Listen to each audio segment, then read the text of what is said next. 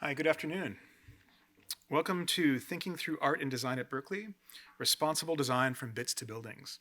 Arts and Design Thursdays at BAMPFA are made possible thanks to support from the Big Ideas Courses program in the College of Letters and Sciences here at UC Berkeley, and from a generous support from the Berkeley Arts and Design program.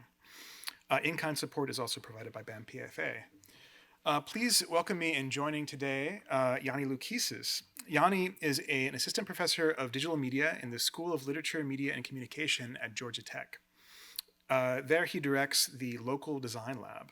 His research, both at Georgia Tech and more broadly, is focused on helping creative people think critically about the social implications of emerging technologies.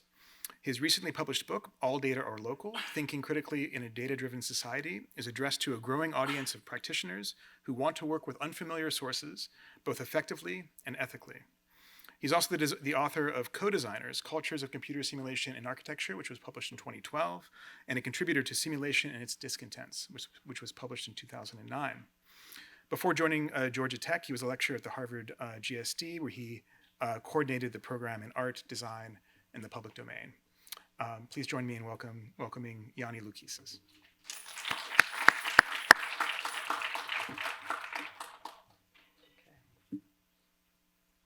Thank you. Just going to set my timer going here. See, we still have a couple people trailing in. That's okay. Thanks so much for that introduction. I want to thank everyone who made my visit possible. It's great to be back here. I'm going to talk a bit about my book, but also some other projects. But I'm really excited about this book. It's called All Data Are Local. And this is actually when I first started writing the book, back in 2015, I was kind of early phases of the book. I actually came here as part of a conference that Professor Steinfeld put on called The Data Made Me Do It. Does anybody remember that conference or was here for it? Your professor actually wasn't at most of the conference because his second child was being born. And so hasn't actually seen me talk about this stuff, but now is his chance. So I'm back here to give a kind of more full, well-rounded, now that the book is out, talk about this subject. And, you know, a lot has happened, I want to say, between when I gave that talk, and I think the talk was called Local Data or something like that.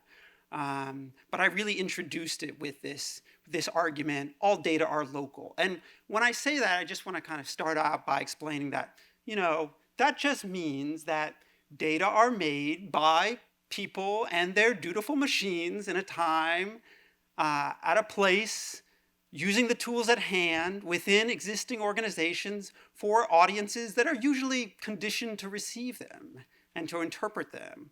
And that may sound reasonable, but I think when I first gave this talk back in 2015, I was greeted with a lot of skepticism. You know, what do you mean data are local? Because at the time there was this kind of exuberant optimism about the potential of big data, right? Big data are going to transform business and science and government, right? And I think today that looking back on that, it seems a bit naive already. Not much time has passed. So, you know, children have been born in the intervening time. I have had 2 kids, you know, I would say on a personal note, because I think, you know, those births probably shaped the book as much as anything else. But certainly this dramatic entry of another narrative about data entering the public realm, I think, is important to note. Societally, data and algorithms have really entered the spotlight, right? And we've seen articles like these ones that maybe you've seen as you've been reading the news. And so I think there's a dark side to data, right? Data can be biased. There are absences in data. data have limits. They're not just facts. They're unanticipated impacts and maybe even misuses. Hello, Cambridge Analytica. And I think the examples run the gamut from what's sometimes called p-hacking, which is trying to make your study look more statistically significant than it actually is, to election hacking, right? But we're not yet ready to give up on data. We're not yet ready to give up on incredible historical troves of data we have, and we're not yet ready to stop collecting data. So we need to figure out how are we going to work with data effectively and ethically moving forward. And that's really what the book is about. It's what do we do at this moment in time, and how do we reframe the way we think about data that allows a way forward. Let's see. So here's the cover of the book. I want to start out by saying that this work really builds on, all scholarship is part of a dialogue, right? A dialogue with what has been studied and written before. And a lot of what I write actually builds on work done by feminist scholars of science and technology who really have challenged notions of objectivity and really tried to kind of bring our attention to the ways in which all knowledge are rooted in human lives, human bodies. Sometimes we call this the situatedness of knowledge, right? And I think thinking about data as situated knowledge that's grounded in the world, in places and lives and material realities can help us see a more responsible way forward, right?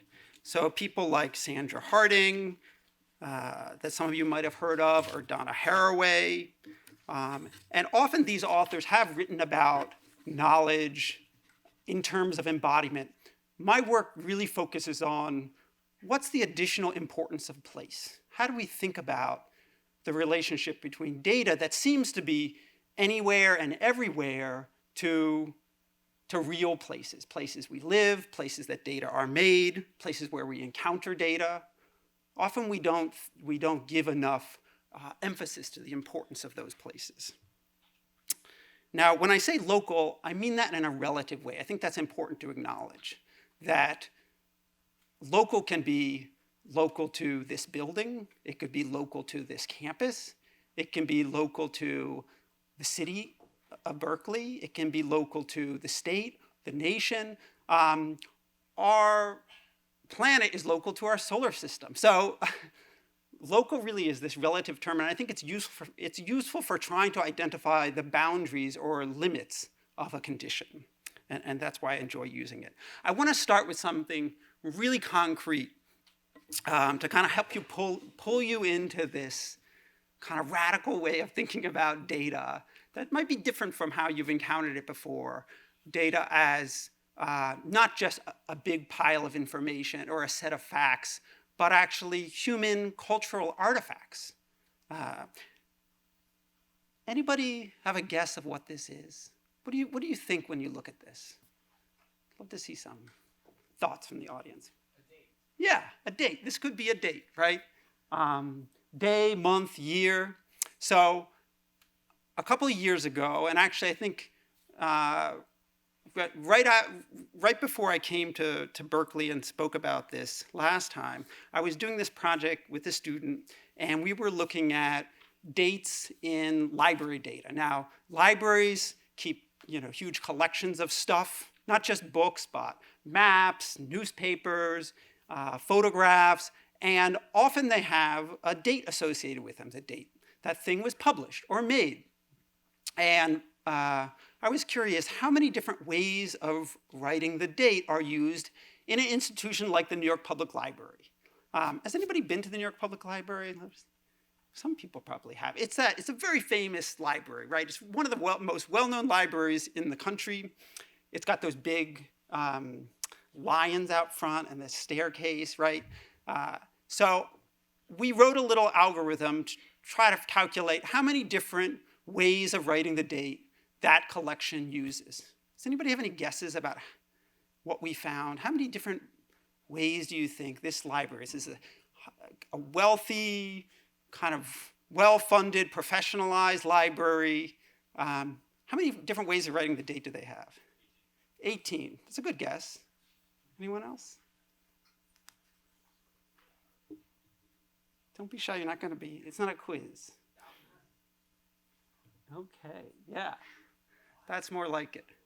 So, and this is just the way our particular algorithm worked. This is how many it came up with. Now let's look at some of those more closely. And when you do, you're like, okay, that's not so, they're pretty strange, but it's not so unexpected. So just to be clear, these underscores are variables, or you can imagine different integers being there. So in parentheses, that's the number of times the format, remember this is a format, not an actual date. So it's the number of times that format's used. So up at the top where it says underscore, underscore, dash, question mark, that's just used once. But down here at the bottom, when you have this kind of long string with a slash, that was used 438 times. Or this other one down here is 540 times. But you see these things and they look very human, right? You can imagine people writing these down, and it made sense that, maybe they didn't know the last digit in that year, or that the book was reissued, or probably before a certain year. There are also other languages, the Roman numerals, and I think, this for me was very formative in terms of understanding just how heterogeneous data are, even kind of simple stuff like writing down the date. But it kind of gives you this kind of quick view into the human worlds that create data. And this is just one institution. And a lot of the examples that I'm going to share today come from projects that have brought together data from lots of different institutions. And this is often how we work with data today, where we're pulling data from lots of different sources. We're aggregating the data, and then we're trying to say something about that aggregate whole. And the message I have for you all is we need to move beyond thinking about data sets. And I know that's might be difficult at first to swallow and I find myself saying data set all the time, but think about what does it mean to call something a set? It suggests that this is stuff you learn in high school math, right? It's complete, it's closed. You can take it from one place to another and it doesn't change. It's somehow self-contained, but that's not really true. Data are entangled with and embedded in places and communities and ways of knowing that we have to understand in order to make effective use of those data. And if we change our focus from the data set to the data setting, and by setting I mean maybe the place where the data were created and the kinds of values and assumptions that went into the creation of the data set. But it can also mean the place where we use data and the values and assumptions we use to interpret that data. But those places, those settings are incredibly important. And so if we go back to the example of the date formats, when data scientists get a hold of something like this and they want to put all the data in a row, they want to build a timeline, let's say, of all the accessions to the New York Public Library, they do what's called normalization. They try to figure out, sometimes it's called cleaning the data, right? There's this kind of language to it that's about getting rid of the dirt. And sometimes that means kind of changing dates. Sometimes it means just throwing out some data if they don't actually fit. And I think one way to reframe what's going on there is to think about theories of dirt from a field like anthropology. So anthropology has a long history of talking about dirt and what is dirt in our lives, right? This is very important stuff. So there's an anthropologist named Mary Douglas. She wrote a whole book called Purity and Danger. And she said, there's no absolute definition of dirt. Dirt is a relative term. So if you're eating lunch, you're eating a hamburger, there's ketchup on your hamburger, that's not dirt. But if it spills in your shirt's dirty. That's dirt. So dirt is what you call matter out of place. So if we start thinking about the dirt in data sets as simply data out of place, I think it helps us see that data have these important origins. And if we don't understand the place of those data, the context in which they're made, they may just look like they're disposable. So embedded in here are all kinds of important and really interesting cultural histories that we could understand if we understood the context instead of just getting rid of them. Okay, so a lot of times when I give talks about this stuff, people are asking me, they come out and like, well, hold on, what do you mean by data? What is data? And this term, it comes up in our daily lives these days. And I like to point to a definition that Christine Borgman, a professor of information studies at UCLA, uses in her book. I think it's Big Data, Little Data, No Data. And she's principally interested in data that we use to make claims, scholarly claims. And she says data are just alleged evidence. And this is actually a phrase that she gets from Michael Buckland, who's actually a colleague of hers. But data are alleged evidence. And she says, actually asking what are data is the wrong question. We should be asking when are data, because anything can become data if we use it to make a claim. So the example she uses is, imagine you're up in your parents' library, your parents' attic, and you find an old box of photographs. That's not data, inherently data. But if you started to make claims about those photographs, to make arguments about the structure of your family, who's in your family, or maybe the clothing trends of the day, or even the mechanics of the cameras that were used to produce those photographs, suddenly they become data, right? And let's see here. So here we see that data is actually a kind of rhetorical category. We might say, in some sense, similar to the category of dirt, that we're using it rhetorically, we're using it where things become data when they become part of these claims. So, sometimes I like to tell my students, if somebody came in the classroom after you leave and they look at what you left on the floor and so forth, that could become data, right? Now, for me, this is really important, the when of data, but also the where, right? And I think one of the things that Borgman leaves out is something that's called attention to by another scholar, a guy named Bruno Latour. And Latour writes about data, he calls data inscriptions. And he says, actually, the principal thing you have to know about data is that, he uses this kind of quaint phrase, this cute phrase, data are immutable mobiles, which sounds kind of, it's a mouthful. But he essentially says it's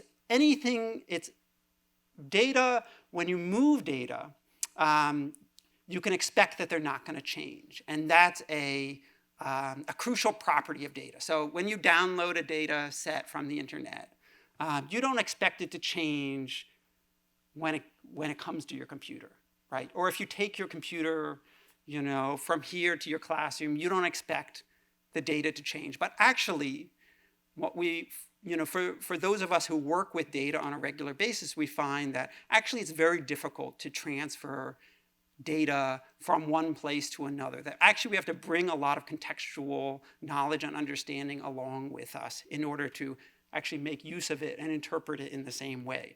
And so I like to say that data are allegedly mobile evidence. So it's evidence that we believe should be able to travel. And it often does. And we need data to be able to work this way. But we also need to acknowledge the amount of work that needs to be done, sometimes invisible labor that needs to happen to get data to work in a new place, to be interpretable and accessible in a new place and a new time. Just like those date formats I was showing you, to make sense of them takes more than just the data itself. Let's see how we're doing. So I just want to make a note about, how my method, sometimes you hear that term, the, method that scholars use to approach their work. And I have a particular term for this method. I call it local reading. And I like to talk about, we hear lots about visualizing data. I like to talk about reading data. Data are texts. They're human cultural expressions. Even if they're made by a machine, those machines are made by people. And they're subject to interpretive examination. And I like to get up close to data and look at kind of individual data points, look at this think about the strangeness of data. And so, and I think I'd like to, in the book, it's very much written in this kind of first person perspective because, I was talking about the situatedness of knowledge. Well, my particular encounter with a data setting might be different from yours because of maybe certain skills or experience or knowledge that I bring to those settings, right? And that matters. So the book is largely a walk through my experience kind of reading data in different settings. And we might talk about this as kind of bringing an ethnographic stance to data. So maybe you've heard of that term before, ethnographic.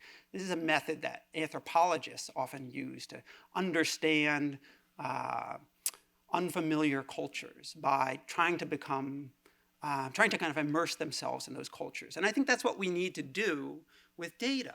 We need to immerse ourselves in the culture of knowledge, the data culture, in which those data are made. We need to come with curiosity and questions about what else do I need to know and understand to make sense of these data. So we don't have to be ethnographers, but we need to bring that curiosity with us and realize that we need more than just access to a spreadsheet or an API to work with data, right?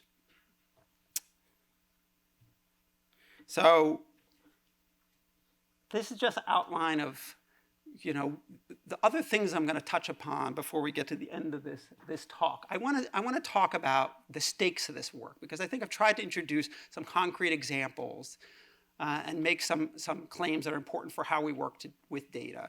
But why does this really matter? And because it can seem like nitpicking and it can seem like maybe overly nuanced, but I want to talk about why it matters. I want to talk about some of the principles that come out of this work, things that can help to frame the way we approach data. I want to give a couple more concrete examples of data settings that I think can enrich our understanding of how data are made differently in different places and why that matters. And then end talking about, okay, well, what can we do about this? And then finally, I'm going to show you this project called the Map Room, which is my current work exploring how can we create deliberately local spaces in which to explore data. Okay, so first a note about the stakes.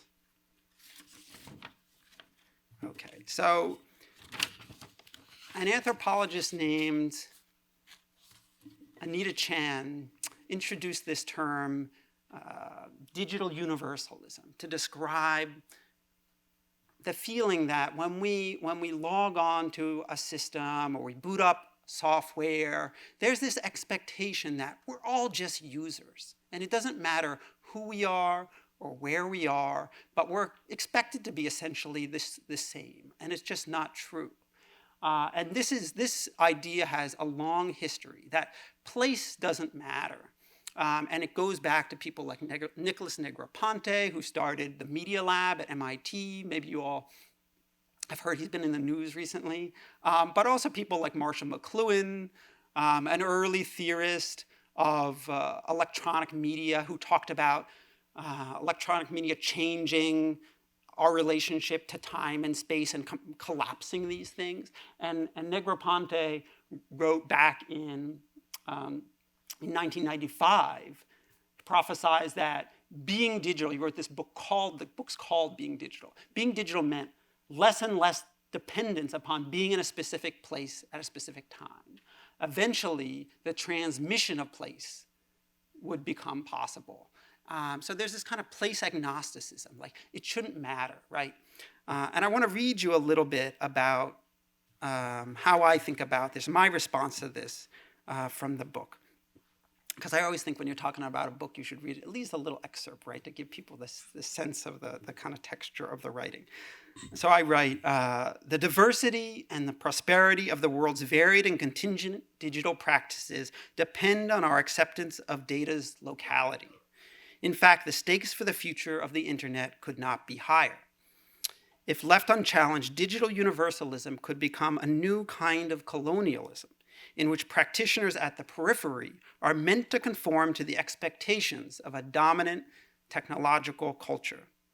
If digital universalism continues to gain traction, it may yet become a self-fulfilling prophecy by enforcing its own totalizing system of norms. Fortunately, there's still time for us to halt the march towards placelessness. As I argue in the book, learning to look at the local conditions in data can be a form of resistance to the ideology of digital universalism and threat of erasure that it poses to myriad data cultures. If we force people to conform to certain ways of making data, that's a threat to certain ways of knowing and the difference in variability in ways of knowing, which I think we all probably value when it comes down to it. We don't think there should be just one way of knowing and representing the world. Now, in the book, I really structure my approach to this argument through a series of, as I said, data settings that I walk through, but also principles. And we already talked about how all data are local. Number 2 and number 3 up here are really focused on further explaining and unpacking that. So the second one is about the attachments data have to particular places. And I use the example of an arboretum in Boston to show how data have been shaped by the contingencies of that particular place where they're made. The second one, data are collected from heterogeneous sources, is an acknowledgement of how many of the platforms we use today, many of the kind of data sets, as we call them, that we use today are actually aggregated from data made in very different heterogeneous sources. Even the New York Public Library data, they're not coming from the same place. Maybe some of those data came along with objects that were brought into the collection, or they're just made at different times in the history of that collection. But I think thinking about it in terms of these data having different sources can be really useful. And I think, this is true for the big data of social media as well, not just kind of what we might think of as kind of 19th century type collections. All posts, likes, tweets, favorites, they're all situated, right? And I think a blunt example of that is that some of those are fake, and it matters where the fakes come from, right? I mean, we're talking about that all the time. The fourth and fifth one have to do with the implications of this. First, for how we think about algorithms, because too often we think about algorithms and data as independent elements of computing, right? And that we can kind of take this algorithm and apply it to all kinds of data sets, or we can take a data set and we can use lots of different algorithms on it. But data and algorithms are always created in dialogue with one another, whether we're making data so that they can be read by certain algorithms, or we are making algorithms with the expectation that they're going to be used on certain kinds of data sets. And so there are norms or expectations that go along with how these things are created. And then number 5, interfaces recontextualize data, goes to all these platforms we use for visualizing data and so forth, really amount to taking data from one context, maybe the context in which they were created, and creating new settings, new contexts in which those data are meant to be fully understood. And then the last one is really kind of summative thing to say, data, we should think about data as not as standalone facts, but as indexes to local knowledge. And extending this metaphor of the index, if you think about the index of a book, it's a kind of data set about what's in the book, terms that appear in the book, right? How often they appear, where they appear. Indexes are incredibly useful. They help us navigate maybe a thick, intense, dense book, but on their own, the index, if I gave you an index without the book, it would be less useful, right? I mean, you might get a sense of what's in the book, but when we use data to guide us towards deeper, larger sources of knowledge and information, I think we're in a better place. Okay, so I want to talk about a couple of these examples in detail. I'm going through my notes quickly here. Okay, and I want to start with the Arnold Arboretum. Now, this is an institution that's actually part of Harvard University, and it's essentially a collection of trees, vines, and shrubs that are from all over the world. And the institution has collected about 70,000 plants since it first started in 1872. These are images from a little camera attached to a balloon that I took just to give you a sense of what the place looks like. It's near a tea stop in Boston, the kind of west side of Boston. But I want to dive into the data. And when I talk about reading data, this is what I'm talking about. Let's look at the data, and not a visualization of the data, but let's look at the data itself. And this is what we might call an accession record for one plant, right? And you can see it starts out, there's an accession number, 130-40. It says it's a tree. The Latin name is Prunus sargenti. And it's named after the founder of the Arnold Arboretum, Charles Sprague Sargent, right? And there below, on the second line, it says Sargent cherry. That's the common name of the tree. So it's a cherry tree. And in yellow, I've highlighted 1940. That's the accession date. That means when the tree became part of the collection. And then next to that, it says GR, cultivated plant of known indirect wild origin. And at the end, it says Japan. And that's the origin of the plant, where it came from. So Sargent did a lot of exploring, collected plants, brought them back to the Arboretum from lots of different places around the world. If you're unfamiliar with this data set, you might think Sargent went on an expedition to Japan, brought this plant back in 1940, put it in the Arboretum. Problem with that is Sargent died in 1927. So that can't be the case, right? It turns out that the first plant is actually a cutting from this second plant. It's also Prunus sargenti, but it says 1892 instead of 1940.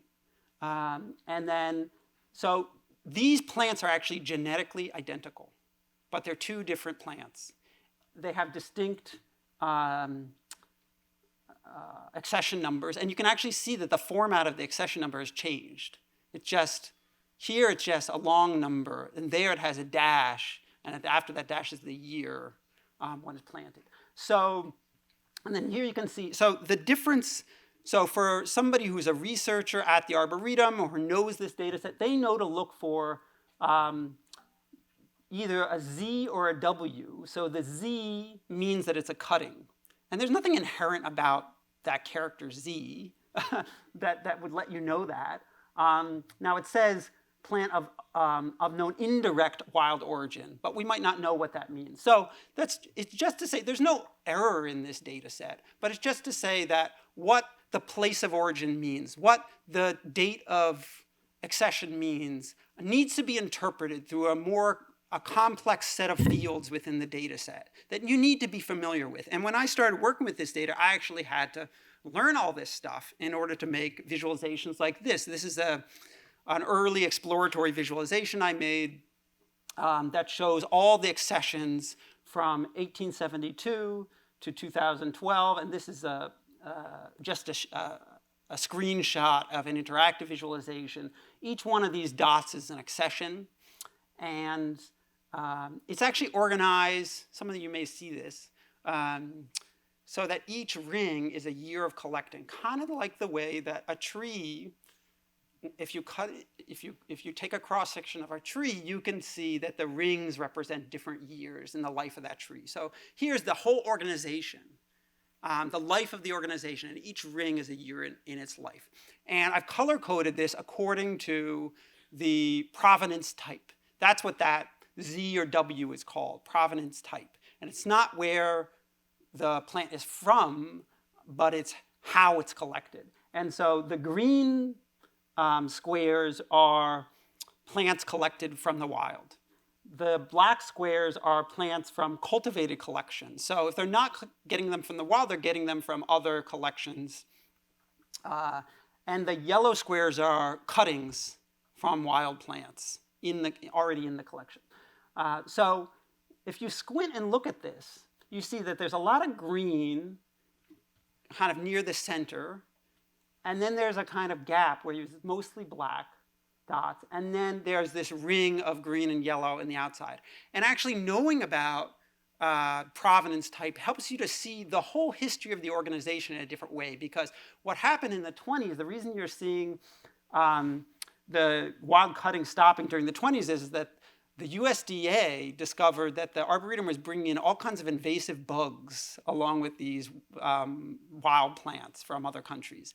And so they actually shut down international collecting. And the Arboretum actually changed to a place not of scientific investigation and collection, but for horticulture, essentially gardening, demonstrating gardening techniques.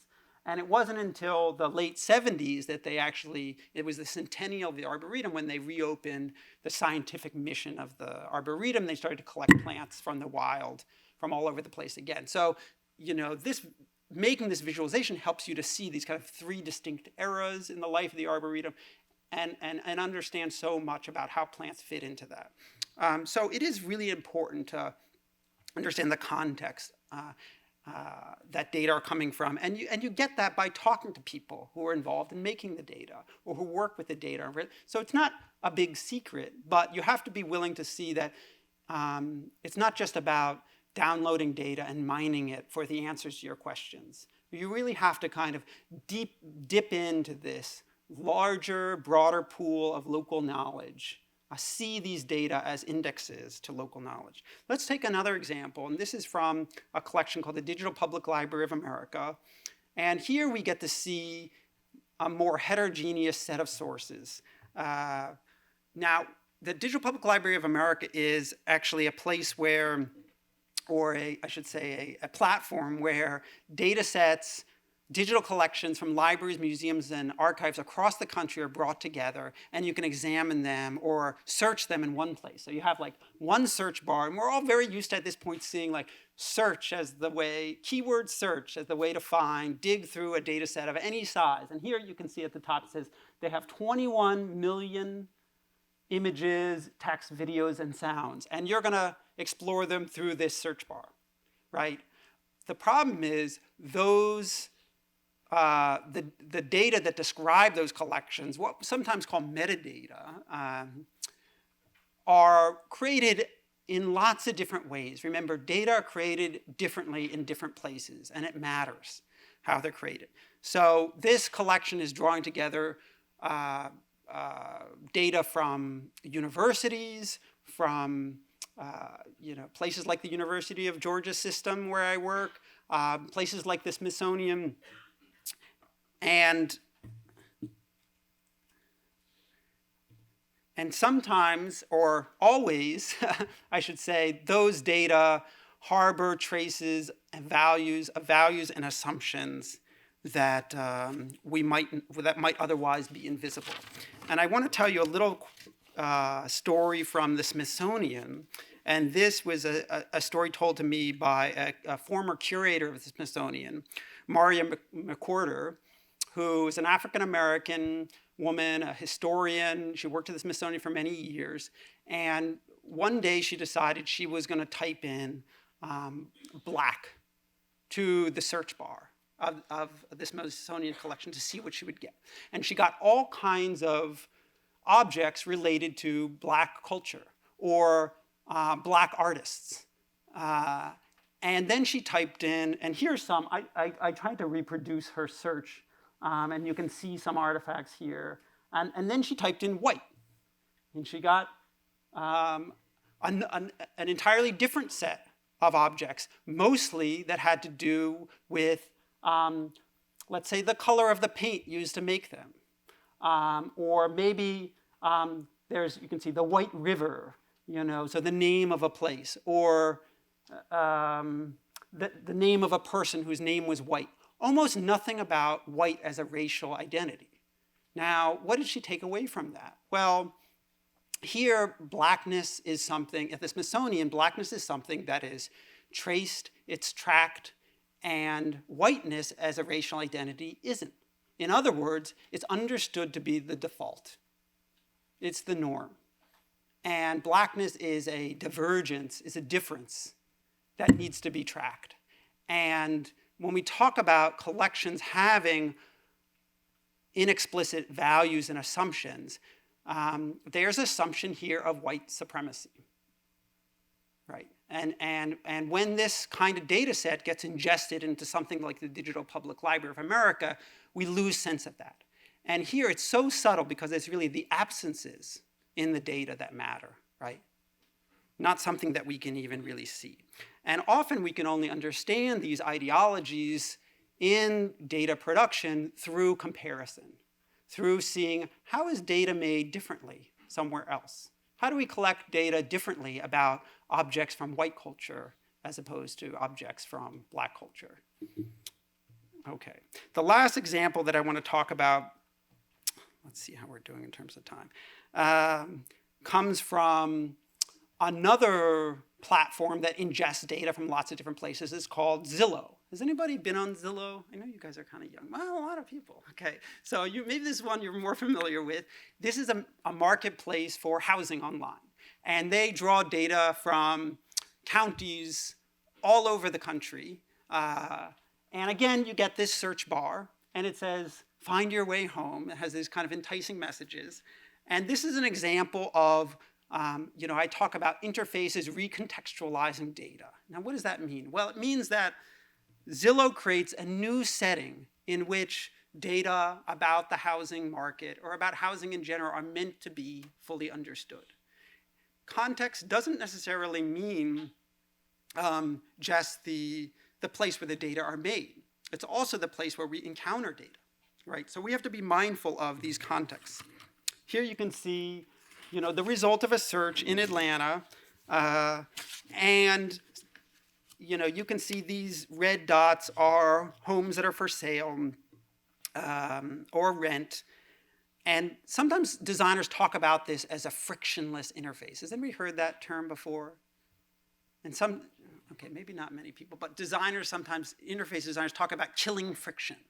And as basically making it easier for someone to do something that was previously difficult. Now, it has been difficult to navigate the housing market. You get to a new city that you don't know. I moved to Atlanta not that long ago, about 6 years ago. I was looking for a house, trying to figure out what's available, where, and Zillow seems like it can help you do that, right?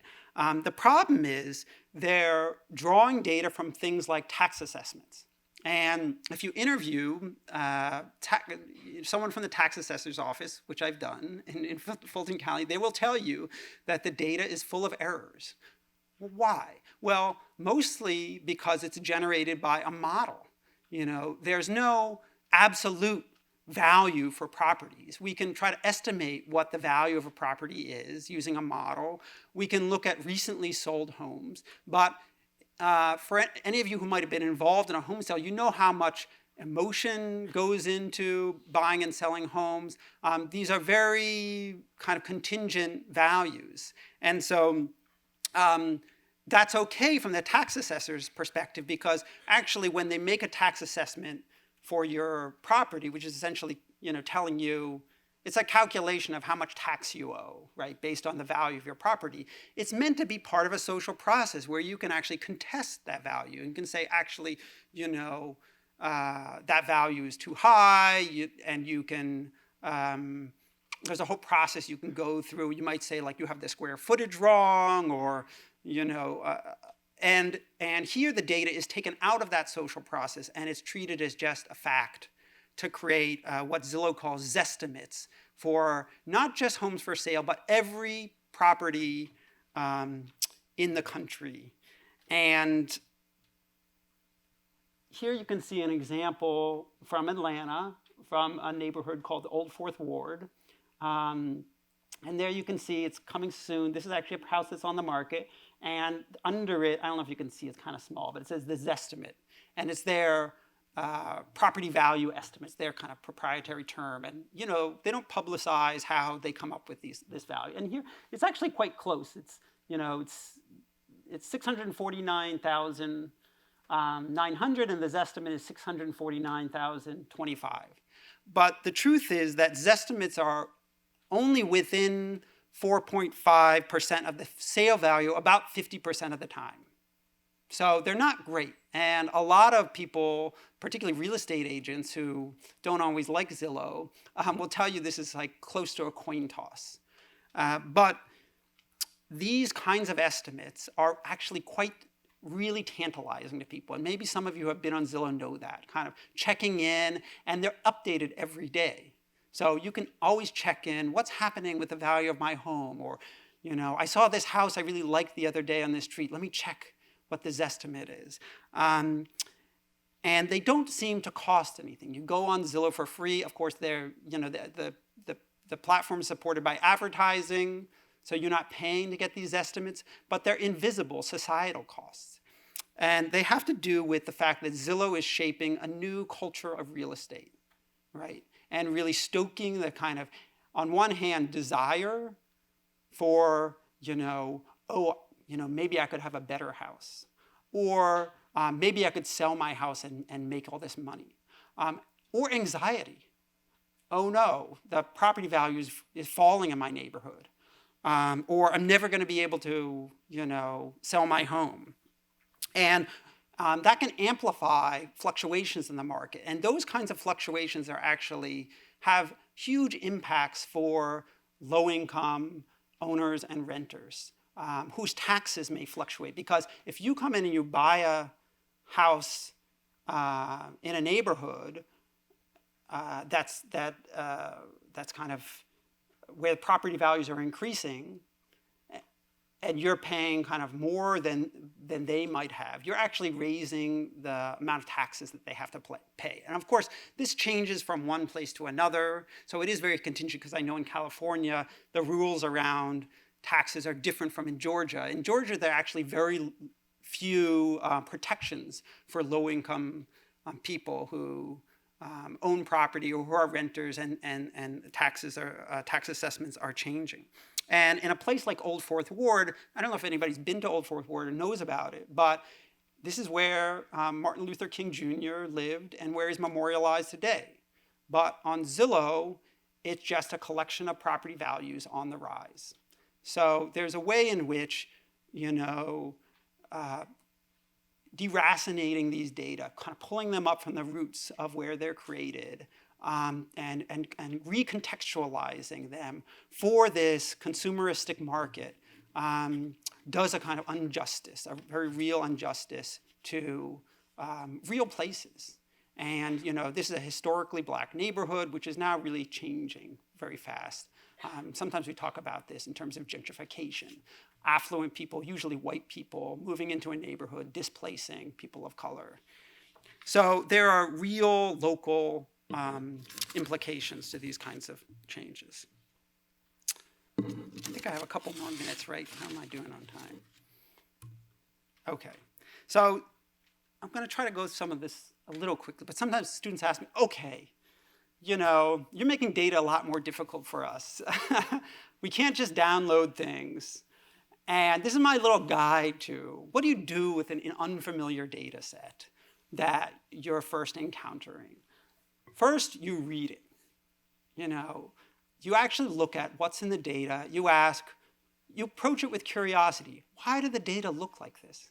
Maybe you investigate another data set made in another place and you see how maybe they're made differently somewhere else. Or how long have the data been created this way? Were they created in a different way previously? And why was a change made? What's the structure of the data? What is an anomaly? What does a normal data point look like? What does an anomalous data point look like? So look closely at the data. Then inquire. Talk to people who have experience with the data. Don't assume that you can just extract information from those data on your own. And I always do this with my students. I ask them to go and interview someone who was involved in creating the data or working with the data, and they're always very resistant in the beginning. They come back amazed at what they learned and say, oh, well, I totally would have misinterpreted this data. Visualization sometimes obscures some of the local patterns in data, but it can be really useful to try to confirm or contest patterns that are pointed out to you, particularly in an interview you do with someone who knows about that data set. And that very much happened to me when I did the Arboretum work. Try to look at I call this unfolding the data. Look at the whole life cycle of the data, where they were produced, but also, what happens to data, who else is using them, what does it mean for data to die or to become obsolete, which kinds of data are thrown out, and then contextualize the data. Try to understand who else is using the data and for what purposes, what claims are they making, and that can help you to kind of situate your work with the data. I have lots of for those of you who might be interested in this stuff, there's the whole book that you can explore. I'm not going to go through. There's a lot of other design practices around data that I think are really useful, that build off of the principles in the book. I'm not going to go through these in length. Instead, I want to do something more concrete because I think it's more useful for you to have these examples or models. I'm going to talk about a project that embodies a lot of these practices. It's called the Map Room. It's a project that I'm doing in collaboration with Jer Thorpe, who's a digital artist working out of New York City. And the idea of the Map Room is to really explore what does it mean to grapple with data in a local way. So we're trying to foster the development of grassroots local spaces for exploring data and map making where people can work together creatively and collaboratively. So that means that the Map Room is is always a place.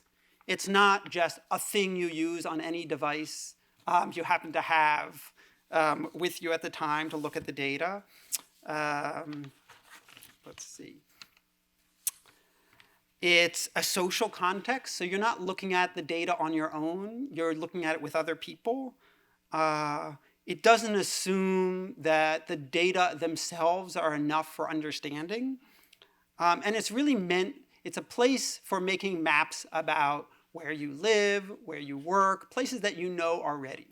So let me kind of show you a little bit about that. So here's what it looks like to make maps. And essentially works, in a way, it's an old system. It's an old technology. There's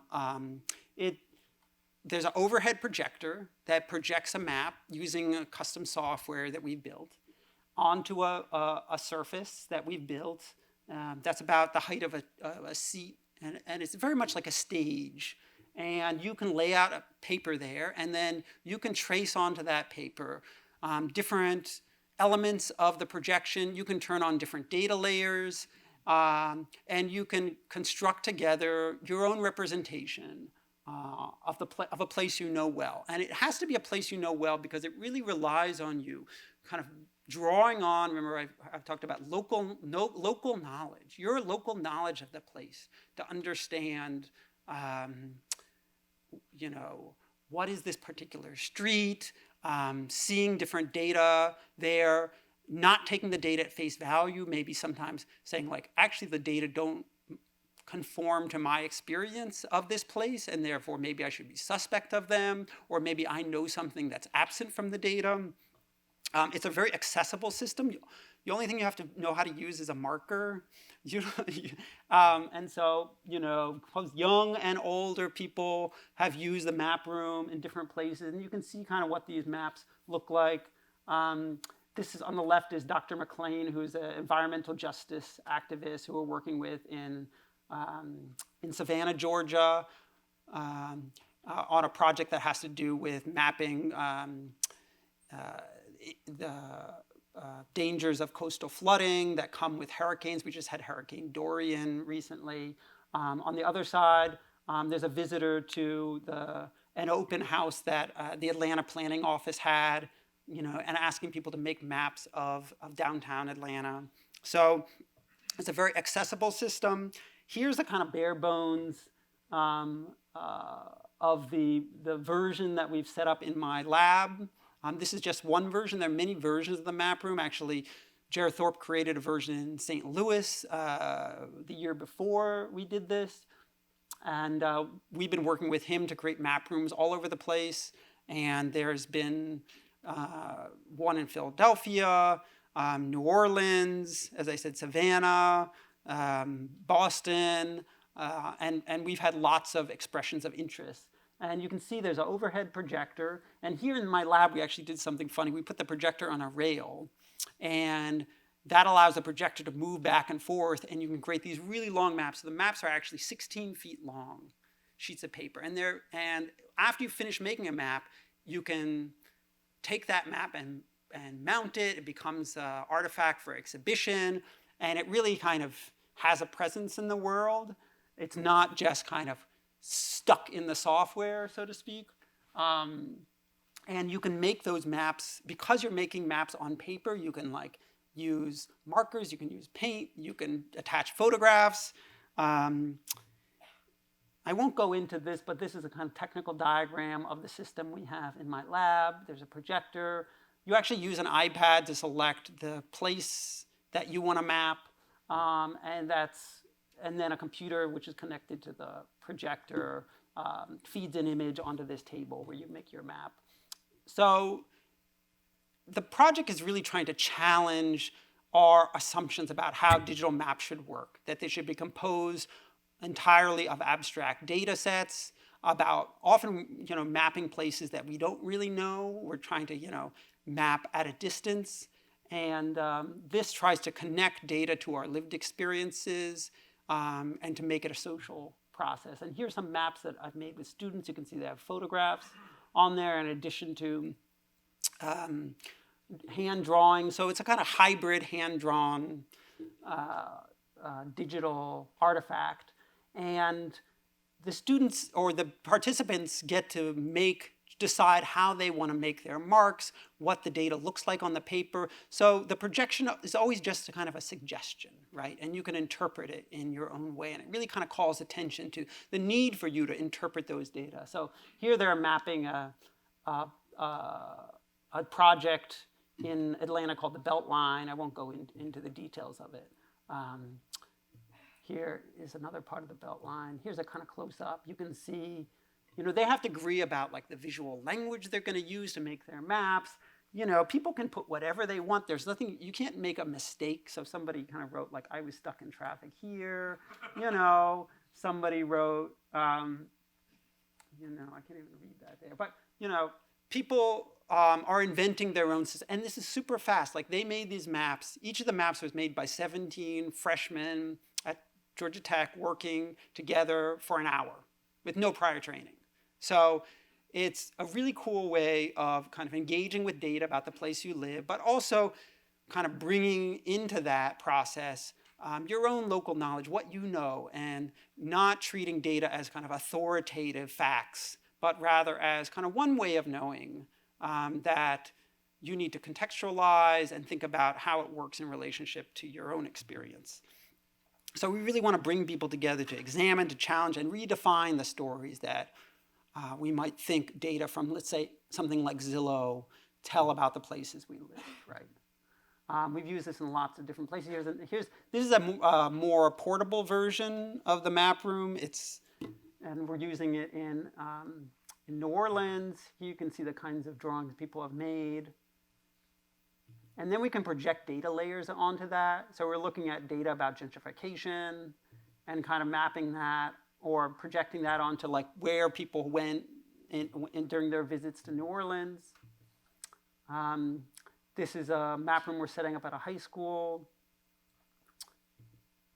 So I think the kind of takeaway, I'm going to kind of say a couple words just to sum up what you should take away from this. And I think the main thing is that thinking locally about data is a new way of thinking critically. You know, lots of times we're told to think globally, but I think that can obscure the ways in which we are always local. We're always in a place. We're never nowhere. I mean, sometimes the internet wants to convince us that we're everywhere or we're nowhere. But the truth is, place still matters. And it's not everything, but it matters in ways we have to start noticing, right?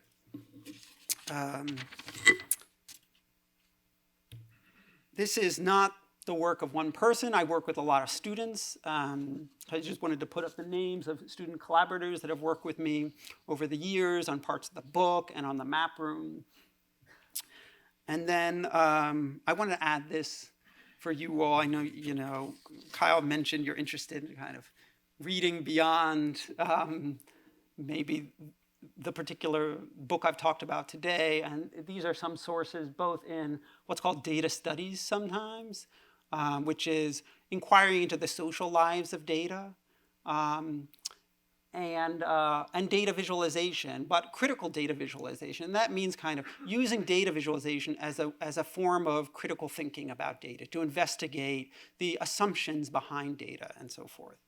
I want to end by talking a little bit about audience, because that's something that, when you write a book, you think a lot about who is the reader, who's going to be reading this book.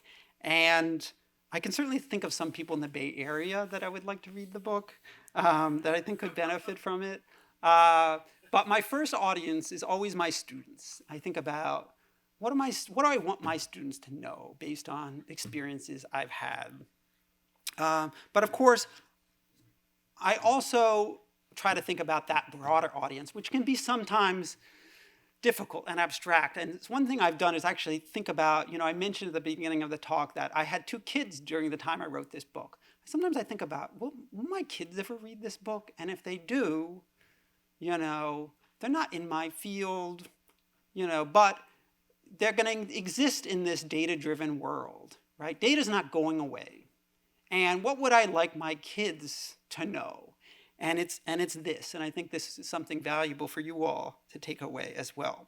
As you seek to explore your world, data can be a wonderful starting point, right? They're an opportunity to get closer to the people and the places beyond data. But don't take the accessibility of data as permission to remain at a distance. Okay, I'll end there. Thank you.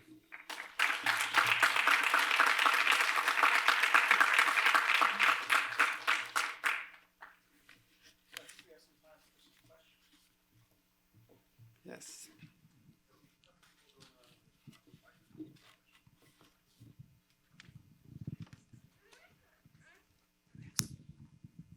Hi, thank you for the talk. It was very interesting. There's sort of a maybe contradiction in like how we use data and where data like erases, or like sort of the distance you're talking about we have with data erases context, erases the people behind the data.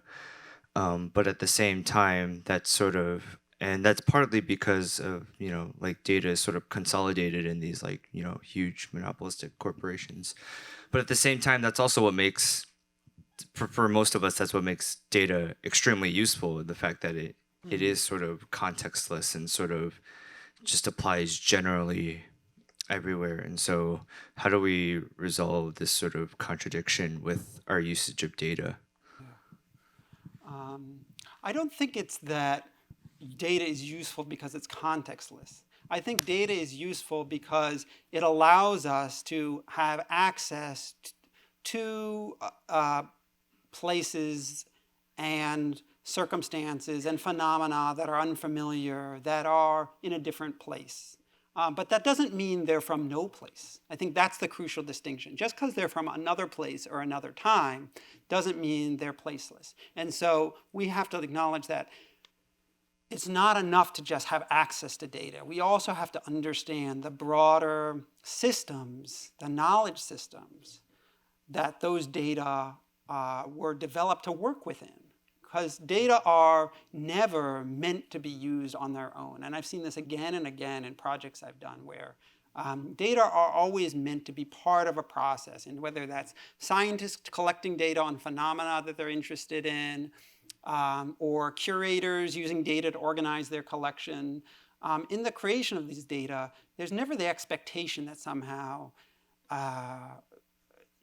they should exist, they should be on their own valuable. It's always in connection with these deeper sources of knowledge. So I'm not asking you all to give up using data, but I'm just saying use data as a way as a kind of entry point, and to learn about those contexts and to enrich your understanding. And at a very basic level, you can be very misled if you don't understand the context. I mean, I gave the simple example of the Arboretum where, basic stuff about what the fields mean and how they work together and how data are handled, you can't really know from looking at a data set. And, certainly there are like README files and stuff that often go along with these data sets, but they tend to be because they're, they tend to be concise and I think being in contact with other people and seeing, working with data as a social process is super important. I hope that clarifies things. I think I have a follow-up question to that. You talked about digital universality and your critique of it, but you have now a kind of balkanization of media, for example, the rise of national firewalls and also things like Slack that bring communication into a particular sphere. Is that different? Is it another form of colonization? Can you comment on that? So I don't mean to suggest that localism or the locality of data is always good. I mean, remember the example of the Smithsonian. Local context can be racist, can be sexist, can be hugely problematic. But we are better off understanding those local contexts rather than pretending that they don't exist, which is often what we do. We try to ignore the context for data. And all I'm asking people to do is acknowledge and look at those contexts and try to understand them. It's not that I'm advocating for a kind of balkanization, like we should, hide our data away and not let other people see it. But it's just the acknowledgement that place still matters and differences matter and they exist. And to a certain degree, we want to have difference. I don't think any of us want to live in a world of homogeneity where there aren't different ways of thinking and knowing that are incredibly valuable, that are rooted in different cultural histories and so forth. Yeah. Thanks for your talk. On your list of chapters of the book, I think one had to do with the interplay of data and algorithms, and maybe ask you to tell us a little bit about that. The example that came up in my mind is that of Waze, which in some ways is an example of very local data, right? It's drivers on the road reporting what's going on right now. But that's it's not abstract from nowhere, but the result of using that information leads to clogging of local neighborhoods and lots of undesirable larger effects. Yeah. Well, the example I use in the book is news.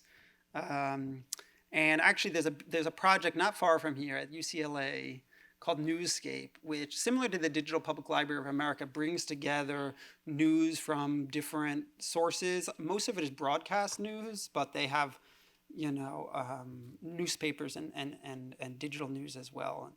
And that chapter is kind of an exploration of the relationship between the news and a set of algorithms for what's called natural language processing. Has anybody heard of this? It's like algorithms that try to make sense of language.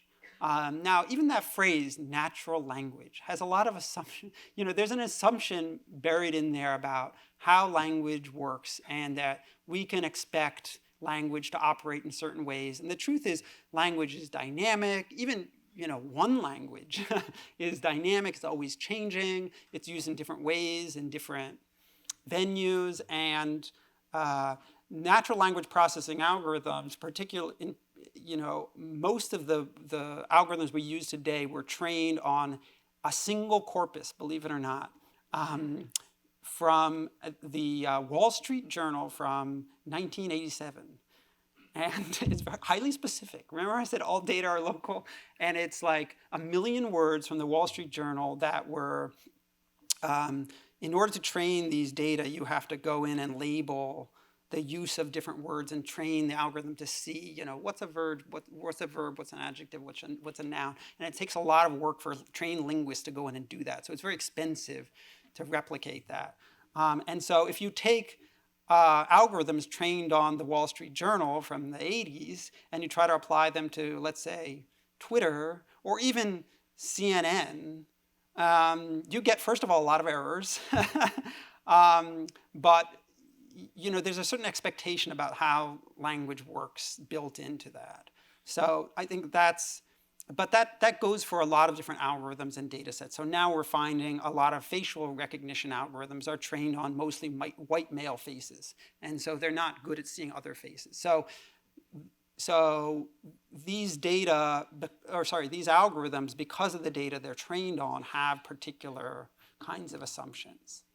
Does that make sense? Yeah, and probably people have other examples of that. Yeah.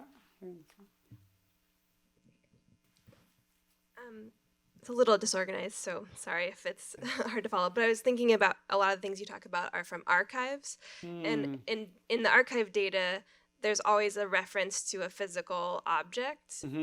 Whereas in a lot of the data that's being generated now, the artifact that the data refers to is like a thought or a search or an action, and usually like an action by people. And I wondered if like what you've thought about with like that exploration of the difference in data collected based on whether there's a physical thing.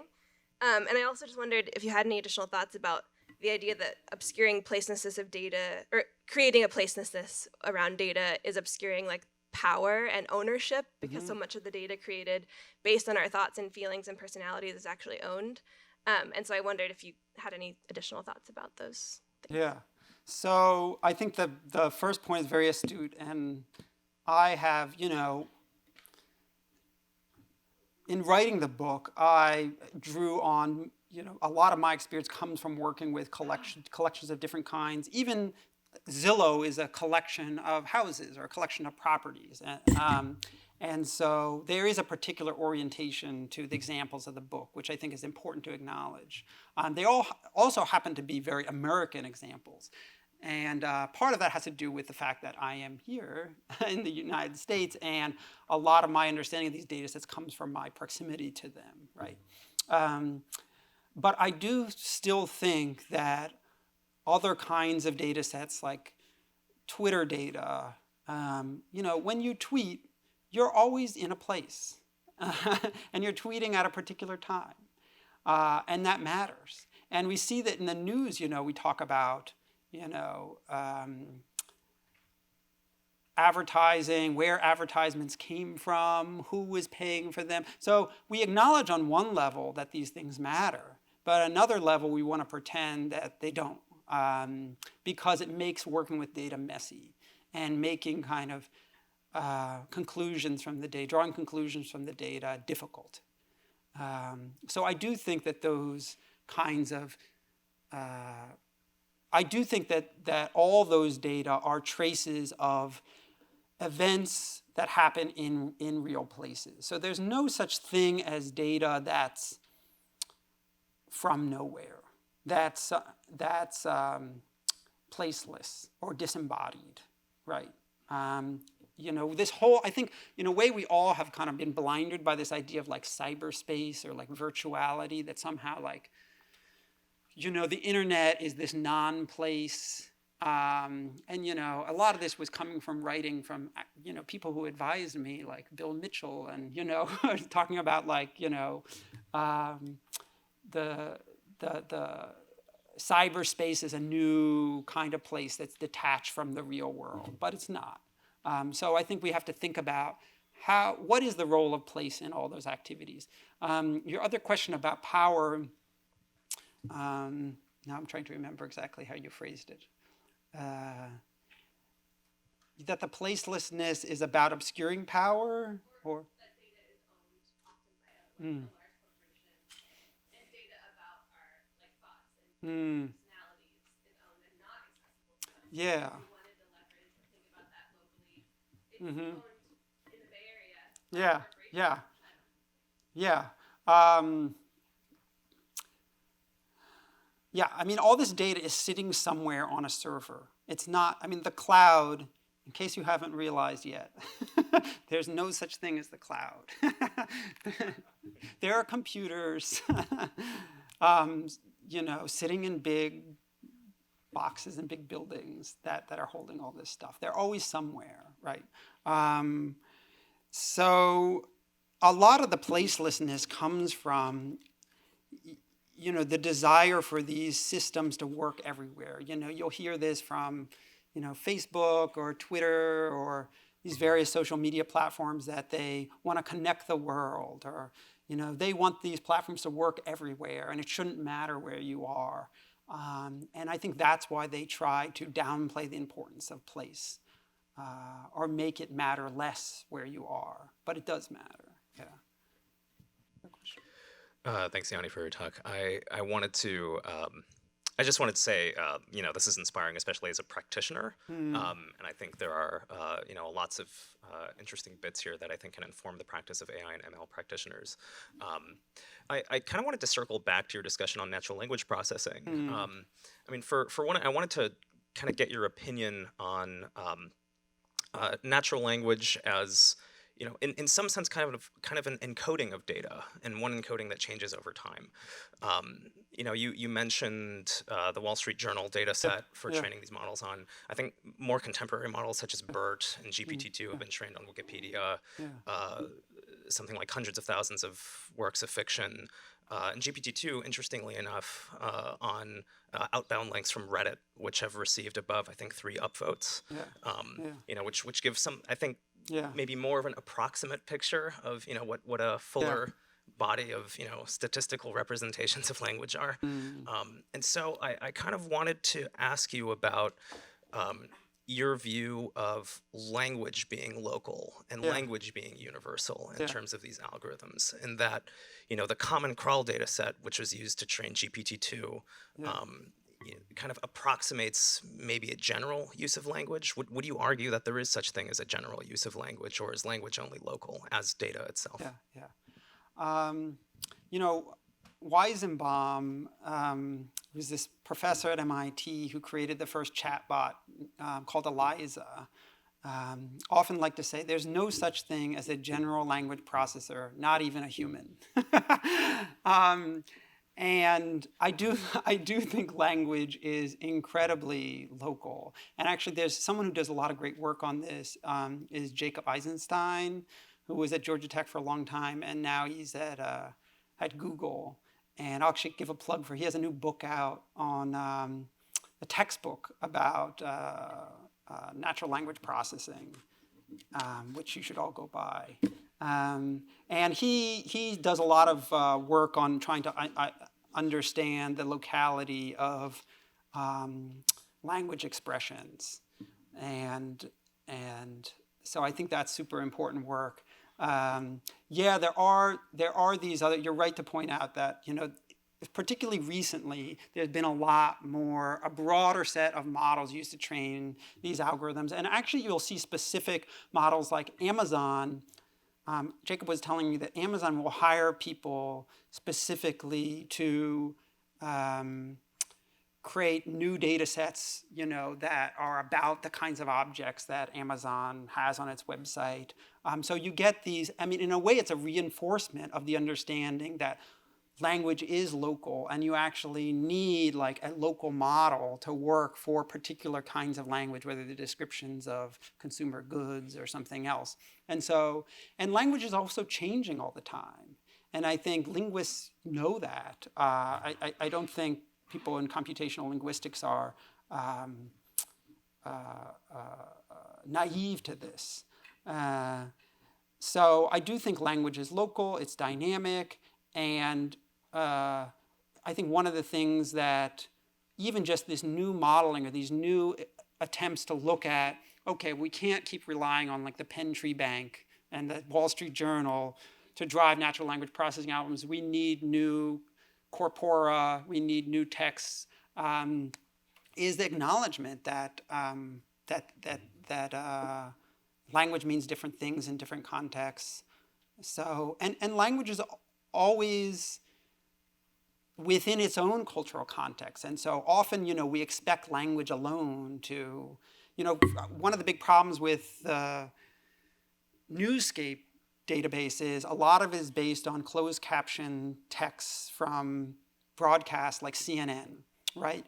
But in a broadcast, the words that they're saying are actually only part of the communication. They're also using their gestures, their facial expressions to communicate. And so that language, the kind of closed captioning doesn't pick up all kinds of nuances, maybe sarcasm. The other thing is it's very heterogeneous in quality because it's been done by like a complex system of kind of human and machine recognition. I won't go into that, but the short answer is yes, language is super local, and I think that's one of the things that's great about it. And what I worry about, honestly, is that some of these algorithms actually suggest that we should conform to more standardized or constrained ways of speaking or communicating so the algorithms recognize them. So news platforms are already trying to kind of make their news in a way that can be more easily recognized by algorithms and so forth. And so we need to be really careful about how these algorithms are in turn shaping our behavior, right? Any more questions? I think one in the...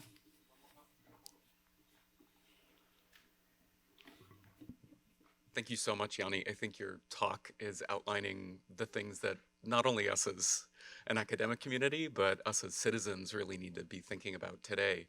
I think you outline a really incredible critique of immutable mobility, right? The kind of need for a deconstruction of the idea that data can be decontextualized in the first place, and really calling attention to the great losses that occur there. One question I would have for you in thinking about, especially these related questions of colonization and power, right, that are associated with the functioning of abstract data at scale through many of the monopolies that we live in, in close contact to. For me, a question when it comes to the kind of tactics and resistances that you're proposing through contextual practice, through local practice. One question I would have is just thinking about the intractability of some of those relations, or thinking about possibilities for surfacing the qualitative or the local at scale in similar ways, right? I guess I'd be curious to know if you've noticed technologists or others who are trying to think about rethinking of questions of platform in addition to questions of practice around some of these kinds of things. So not just how can we consume abstract data and add to it in local context, but how can we surface and prioritize much richer data that is thinking locally, but get it to much broader audiences. I don't think so much is happening And thank you for that question. And it's a really important concern. Unfortunately, I don't think the large corporate platforms are looking to go in this direction. On the contrary, I think there's this sense that, well, we just need more data. And actually, Kate Crawford has this great article called The Anxieties of Big Data. And it's a kind of dual anxiety. On the one hand, the people that the data are being collected from are worried about who's watching me and how is my behavior being tracked, and is this, what do these companies know about me? And then the companies and also government institutions have this incredible anxiety that, well, we never know enough. And we don't have enough information, and we're missing, and there are gaps, and we don't have context, and so forth. I do think there are some really interesting, smaller, particularly nonprofit organizations, things like public labs that maybe people have heard of, Public Laboratory for Open Science and Technology, that try to encourage kind of local practices with data that are in dialogue with a broader corporate data system. So, for example, they have I showed you those balloon photos, those photos made from a balloon over the Arboretum. That's part of a kit that they create called the Grassroots Mapping Kit, where they basically kind of show you how to do balloon mapping. And you can make photographs that are actually higher resolution than the satellite images you get on Google Earth. And Google Earth has actually started to incorporate images that Public Labs has made. And often they're making images in particular moments and places that are significant because there's been like an oil spill or there's been flooding. And so they're capturing something that's very local. And some of these platforms have started to acknowledge, okay, this, crowdsourced data, and maybe that's where it's happening, in like the acknowledgement of like the importance of kind of crowdsourcing data. But it is an interesting and valuable question, like finding where the practice. In the book, I should say, I have a whole chapter 6 is dedicated to local, like models of local practice, but most of them are artistic or designerly practices. They're not kind of for-profit. And I think, frankly, unfortunately, like the profit motive does drive a lot of this kind of decontextualization that happens. Yeah. Thank you so much. Thank you, guys.